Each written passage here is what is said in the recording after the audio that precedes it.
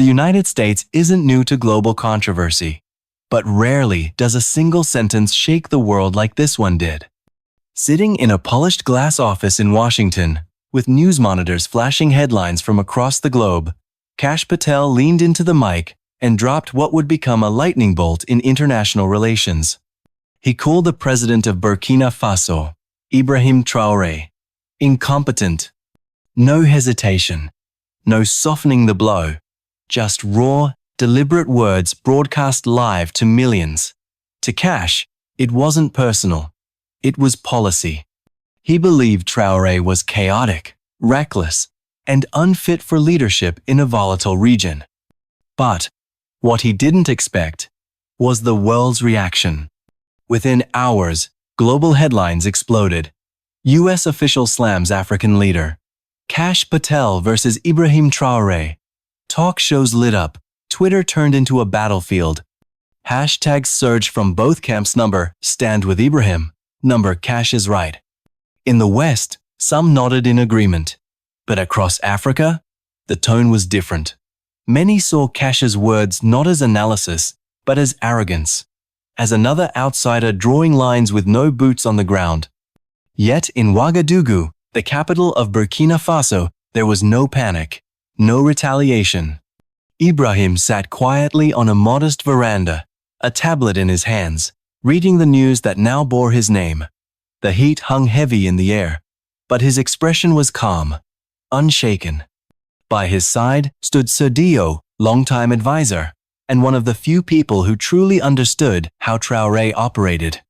"Do we issue a response?" Dio asked, tension in his voice. Ibrahim simply smiled, not looking up. Not yet. It was a smile that said more than words ever could, the kind of smile a man wears when he sees 5 moves ahead on a chessboard the world can't even read. Meanwhile, Kash was doubling down. More interviews, more sound bites. His team fueled the fire with talking points and data sheets. He was winning the airwaves, the optics, or so he thought. But Ibrahim? He was playing a different game entirely. And while the media hunted for the next headline, the real story was happening in silence, beneath the noise, and just out of sight. Because this wasn't about who spoke loudest. This was about who acted smartest. And that war hadn't even begun. Kash Patel wasn't finished. If anything, the silence from Burkina Faso only pushed him further. In his mind, silence meant weakness, and he wasn't about to back down. In back-to-back press interviews, panel discussions, and op-eds, Kash kept hammering away. He labeled Ibrahim Traoré's leadership as directionless. He cited statistics selectively, of course, to paint a picture of instability. "He's not just failing Burkina Faso," Kash said in one appearance. "He's endangering West Africa." His allies nodded in sync. But the tone? It started to sound more like a campaign than a critique. The world watched, unsure whether this was about policy or pride. Back in Ouagadougou, life moved to a slower rhythm. Heat rose off the streets, kids played soccer in dusty fields, and at the heart of it all, Ibrahim remained silent. There was no press conference, no carefully worded statement, no viral video, just quiet. But make no mistake, it was the kind of quiet that makes powerful people nervous. Sir Dio noticed it.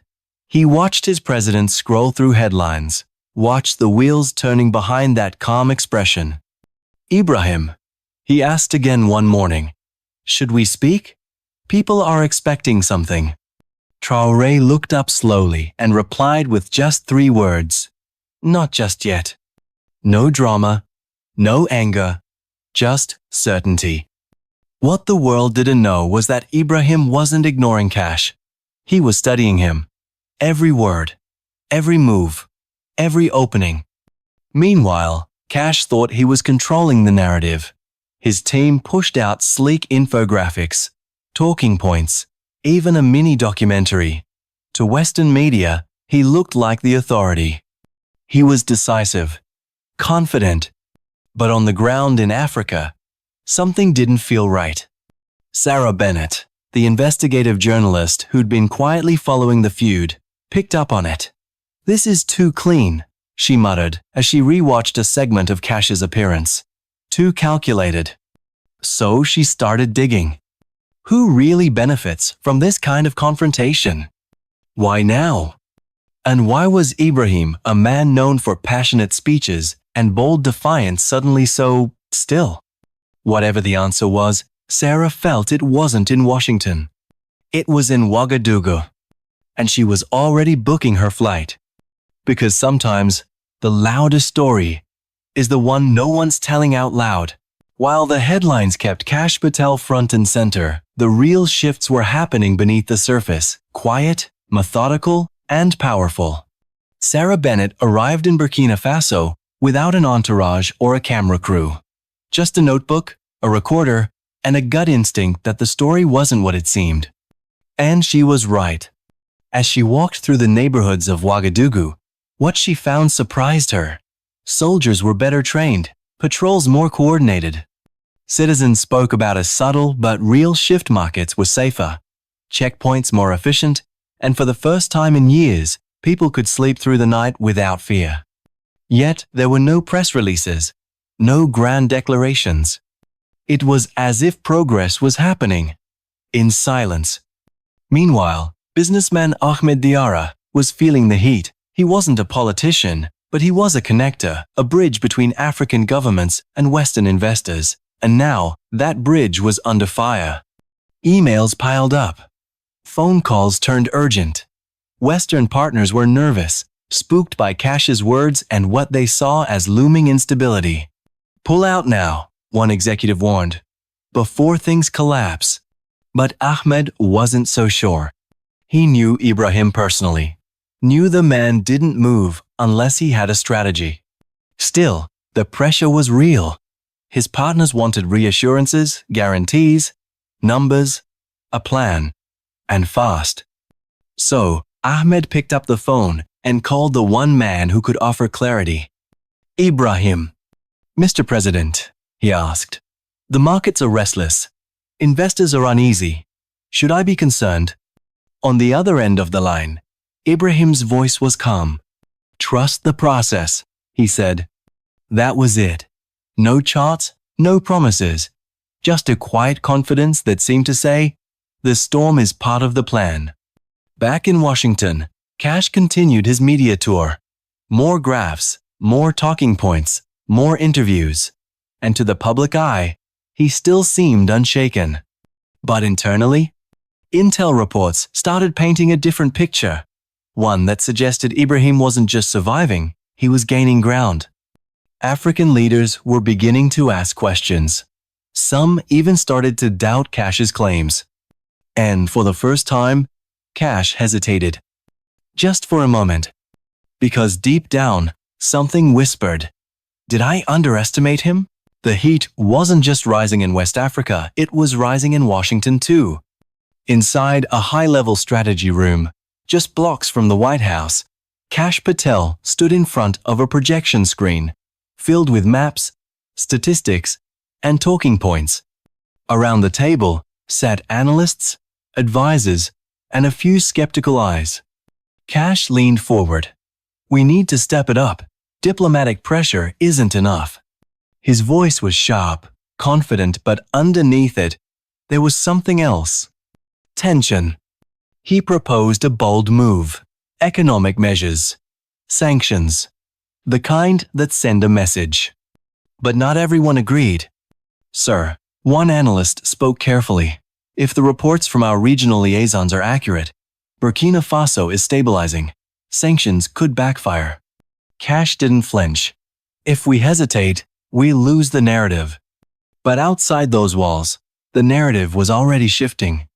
Thousands of miles away, Sarah Bennett was documenting something entirely different. In towns once gripped by fear, local councils were holding peaceful meetings. Armed groups had lost ground in key regions. It wasn't dramatic, no viral moment or perfect headline. But it was real. And it was working. She visited remote villages, spoke with mothers, teachers, market vendors, and they all told the same story. things were changing. And they credited one man, Ibrahim. Still, Sarah knew a story wasn't complete without facts.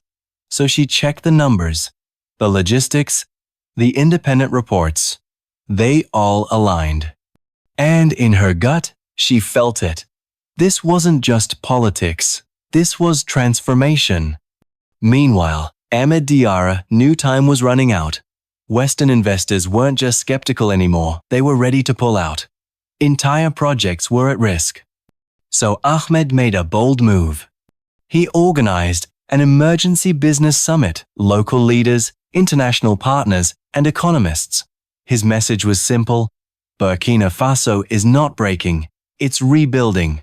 His delivery was calm, but his passion lit up the room. Back in Ouagadougou, Ibrahim remained focused. No press, no drama, just quiet progress. He knew public support mattered, but global understanding? That took more time. So while others talked, he built. And in the back rooms of Mali and Niger, early discussions were beginning whispers of regional partnerships. Ibrahim wasn't responding to Kash. He was rewriting the entire equation.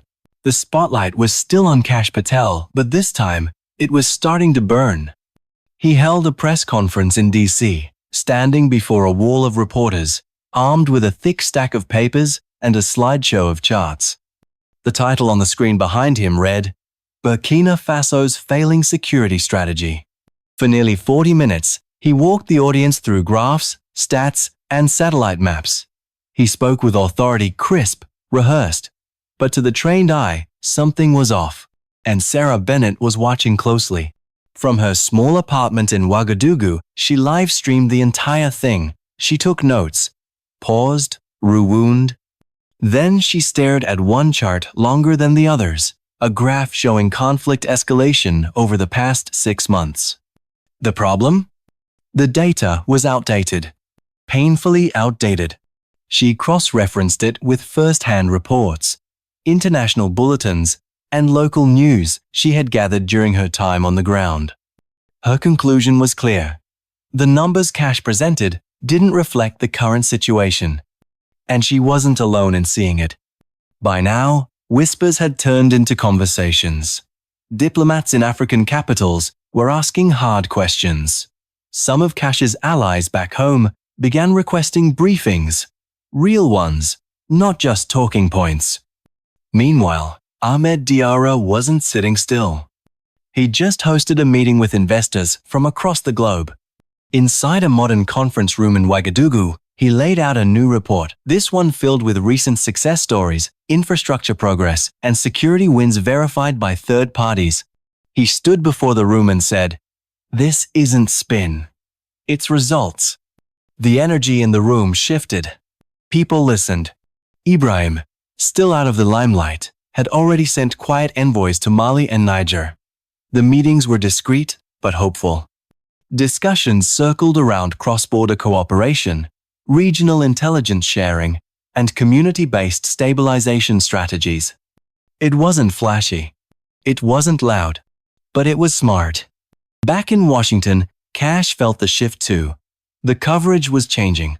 Analysts began questioning the tone of his campaign. Was it too aggressive? Too outdated? He responded by doubling down, accusing Ibrahim of manipulating media and fabricating success. But something had changed. For the first time, people weren't just listening to him. They were comparing him. And Ibrahim quietly, steadily, was beginning to win that comparison. By now, the storm was no longer circling it, had made landfall. Sarah Bennett's article dropped on a Monday morning. The headline was bold, direct, and impossible to ignore. Burkina Faso, the silent transformation that defies critics. Published by one of the most respected international outlets, it immediately caught fire. Inside were verified reports, first-hand interviews, and satellite imagery. But the heart of the story wasn't data, was people. Mothers who could finally send their kids to school without fear. Merchants who reopened shops in areas once considered no-go zones. Commanders who had reshaped security strategy with local input. not foreign directives. And Sarah had receipts. The article cut through the noise like a blade. It wasn't about defending or attacking anyone, it was about showing what was actually happening.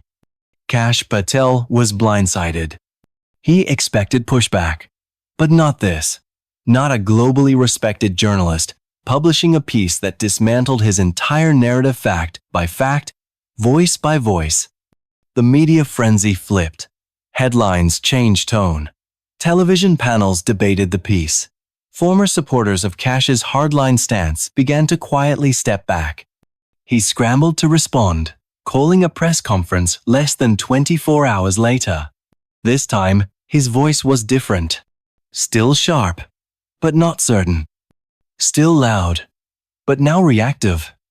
He tried to discredit the article, claiming Sarah was biased, her sources manipulated. But the audience didn't buy it. His arguments felt like echoes hollow, repeating, lacking the force they once carried. Meanwhile, Ibrahim made his move. Without ever naming Kash, he announced something unexpected. An international conference on West African security, to be held in Ouagadougou. It was bold, strategic, and perfectly timed. The invitation list included regional leaders, foreign ministers, humanitarian groups, and international investors.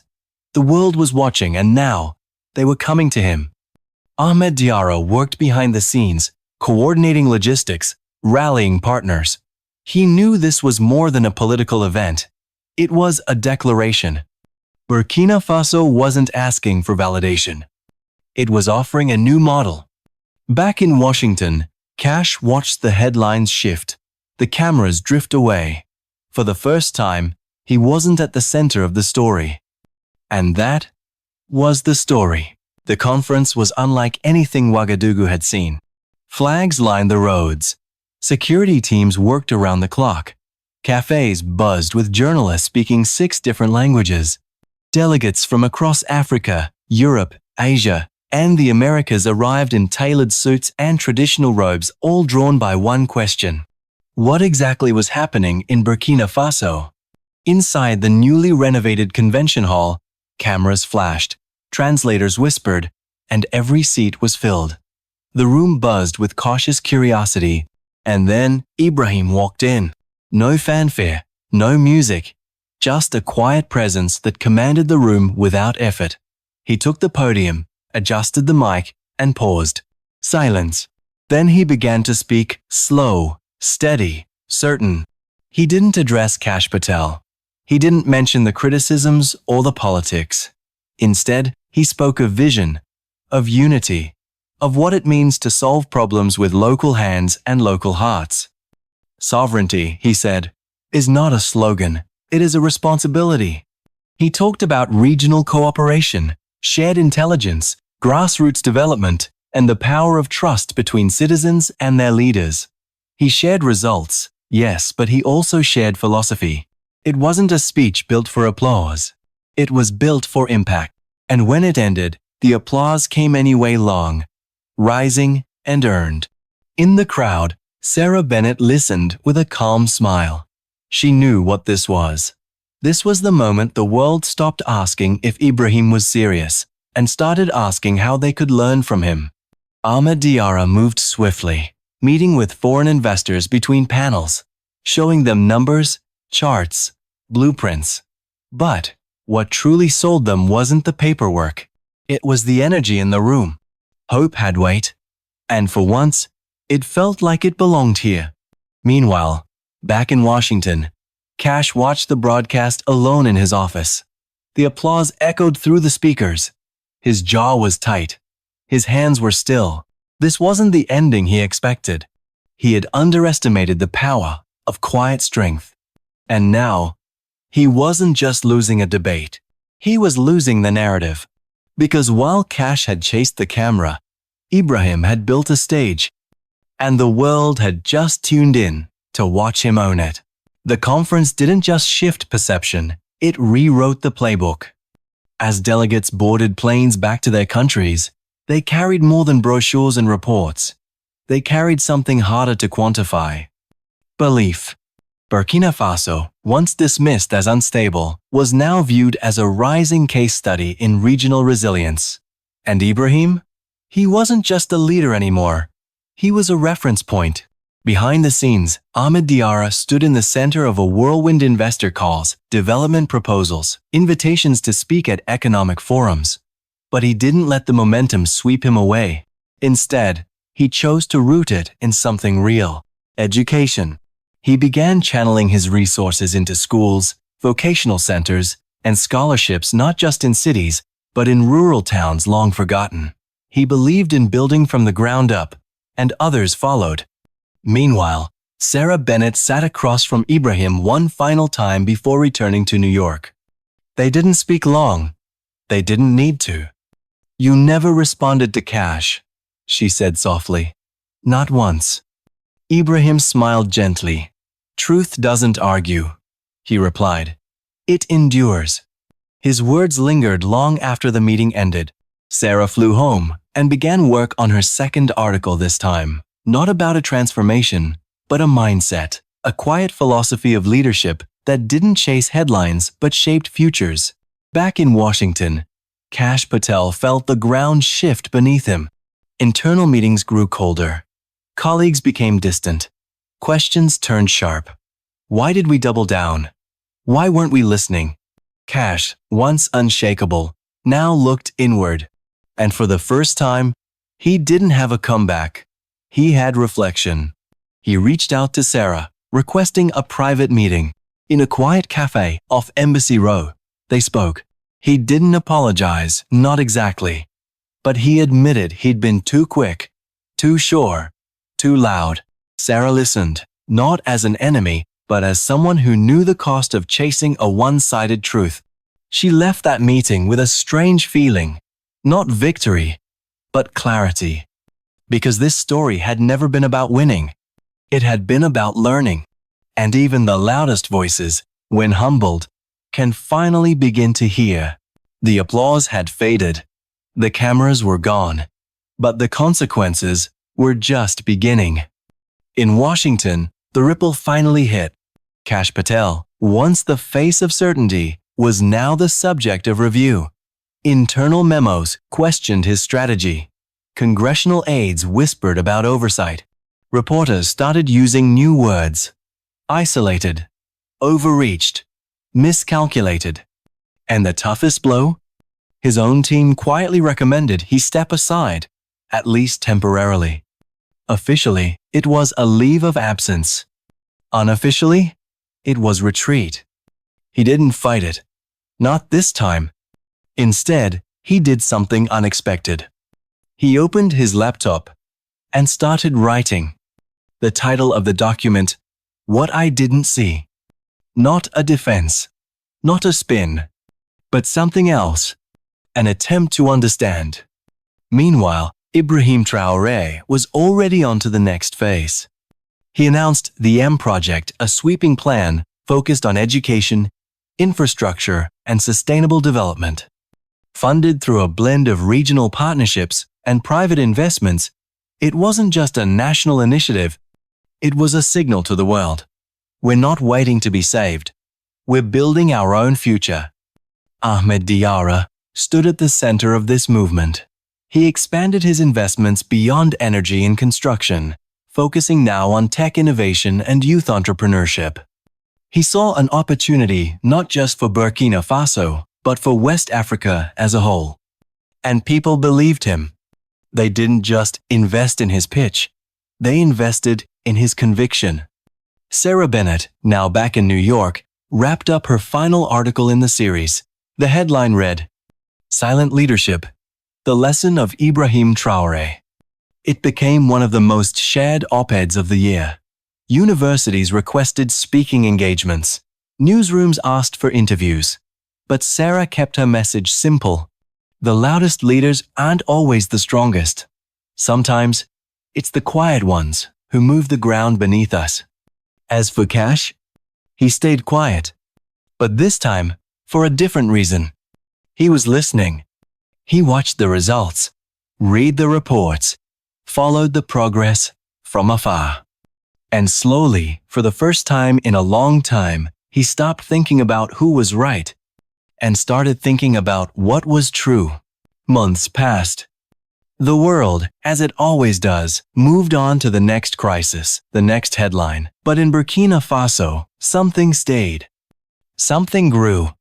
The reforms Ibrahim Traoré had set in motion continued to bear fruit. Schools opened in places once forgotten. Roads stretched across towns that used to be isolated. Youth programs, powered by local talent and international support, began to shape the next generation. Ibrahim never asked for the spotlight. He didn't need to. He walked the streets of Ouagadougou in plain clothes, shaking hands, listening more than he spoke.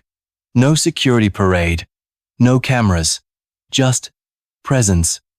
One afternoon, he stood on his veranda as the sun dipped below the horizon. The air was warm, quiet. A slow breeze rustled through the trees. He whispered to himself, "The future is waiting." And he meant it. Elsewhere, Sir Diala, his trusted advisor, began documenting their journey. Her memoirs weren't about power plays or politics. They were about people. About the small, quiet victories that never made headlines but changed lives. She wrote of villagers who returned home, of students who stayed in school, of business owners who dared to dream again. Her book would one day sit in classrooms. Across the region, Ahmed Diarra's vision expanded. He launched regional innovation hubs, offering mentorship to young entrepreneurs across West Africa. He believed deeply that the future of the continent wasn't in extraction, it was in creation. And he made it his mission to inspire that spark. Sarah Bennett's best-selling book reached shelves worldwide. She dedicated it not to a politician or a policy, but to a sentence that changed her life. Truth doesn't argue, it endures. She continued her work, chasing stories of quiet leaders who didn't seek power, but purpose. And as for Kash Patel, he re-emerged slowly, cautiously. In a foreign policy panel months later, he spoke humbly about the importance of listening, of humility, of seeing leadership through different lenses. He wasn't the same man, because in losing the argument, he had gained a lesson. And maybe that was worth more. In the end, it wasn't a war of words that changed the course of history. It was quiet conviction. It was leadership without noise. And in that silence, the world heard something new.